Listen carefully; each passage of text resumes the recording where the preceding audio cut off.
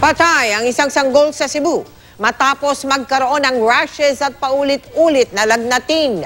Ayon sa kanyang death certificate, tigdas at pneumonia ang ikinamatay ng sanggol. Nakatutok si Ray Alves.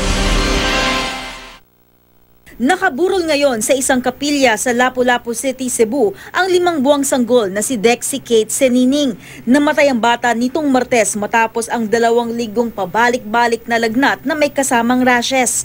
Ayon sa ama ng sanggol, Pebrero 10 nang unang dalhin sa ospital si Dexy Kate. Doon nalaman na may pneumonia at tigdas ang sanggol.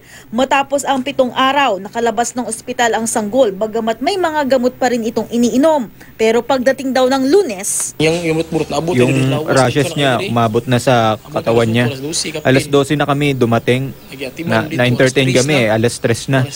Nahihirapan na din huminga kasi may ubo pa. Sa death certificate, nakalagay na measles pneumonia ang sanhi ng pagkamatay ng sanggol.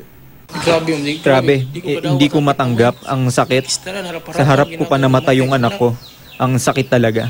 Hindi pa nababakunahan ng sanggol. Si Dexy ang naitalang kauna-unahang kaso ng tigdas sa kanilang barangay. Siya rin ang nag-iisang nasawi dahil sa naturang sakit sa buong lungsod ngayong taon. Mula nitong Enero hanggang kahapon, 19 nang naitalang kaso ng tigdas sa Lapu-Lapu City. Base sa records ng Department of Health, pangalawa ang Lapu-Lapu City sa may pinakamaraming kaso ng tigdas sa buong Cebu Province. Lay Alves, Nakatutok, 24 Oras.